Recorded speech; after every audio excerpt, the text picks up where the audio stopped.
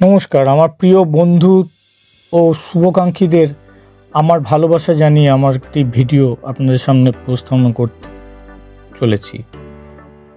আপনারা যে অ্যাকোয়ারিয়াম ট্যাঙ্কটি এখন দেখতে পাচ্ছেন তা কিছুক্ষণ আগে ঠিক এরকম ছিল না। এটি প্রায় দীর্ঘ একটি বছর বাদে ট্যাঙ্কের জল পরিষ্কার করে অন্যান্য সামগ্রী যেমন পাথর, ফিল্টার, প্লাস্টিক, গাছ পরিষ্কার করে ফেললাম। সময় লাগলো প্রায় 3.5 ঘন্টা। এতে আমার ছেলেও আমাকে হেল্প করেছে।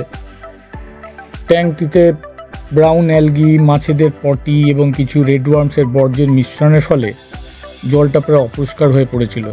মাঝে মধ্যেই প্রায় 50-70% জল ফেলে দিয়ে নতুন জল দিয়ে অ্যামোনিয়া লেভেলটা কম করে চালিয়ে যাচ্ছিলাম, কিন্তু এখন সেটা আর করে উঠলাম না, একবারেই পাল্টেই ফেললাম। সকল পাথরগুলোকে পরিষ্কার করে নিয়েছিলাম, কিছু নতুন পাথরও আবার এনে ট্যাঙ্কটিকে সুসজ্জিত করে তুললাম।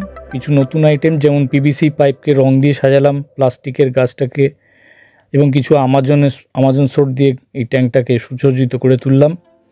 একটি ছোট্ট প্রকৃতির ছোঁয়া দিতেও চেয়েছি। আপাতত পুরনো বাড়িটা অ্যালগির জন্য সরিয়ে রেখেছি, পরে পরিষ্কার করে রোদে শুকিয়ে তাকে সুসজ্জার কাজে লাগাবো বলে ঠিক করে রেখেছি।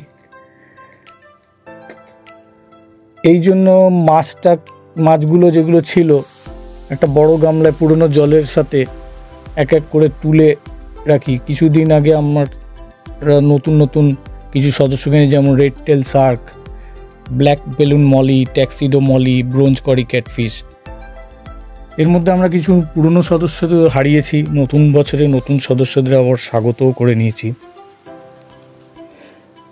ভিডিওটি প্রায় 2 ঘন্টা পরে বানানো, কারণ নতুন জলের মধ্যে আর এই পাথরের মিশ্রণে জলটা ঘোলা হয়ে গিয়েছিল। পরে বেস ফিল্টার চলার ফলে এটা সুন্দর পরিষ্কার হয়ে উঠেছে।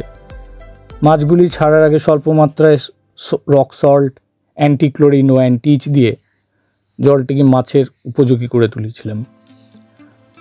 তাছাড়া জলটাকে সূর্যতাপে একটু গরমও করে নিয়েছিলাম। টেম্পারেচার এখন 22 থেকে 23 ডিগ্রি আছে।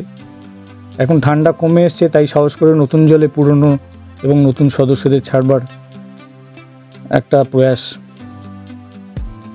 ট্যাঙ্কের পরিচর্যা, নতুন মাছের বাসস্থান গড়ে তোলার এই ভিডিওটি আশা করি আপনাদের ভালো লেগেছে। এই প্রকার ভিডিও আপনাদের কাছে নিয়ে আসার জন্য এবং আপনারা আমাকে তার জন্য লাইক ও সাবস্ক্রাইব করে উৎসাহিত করে তুলবেন ও আপনাদের মতামত জানাবেন। ধন্যবাদ। আগামী দিনে আমার ছোট ট্যাঙ্ক ও মাছেদের নিয়ে আরেকটি ভিডিও আনতে চলেছি।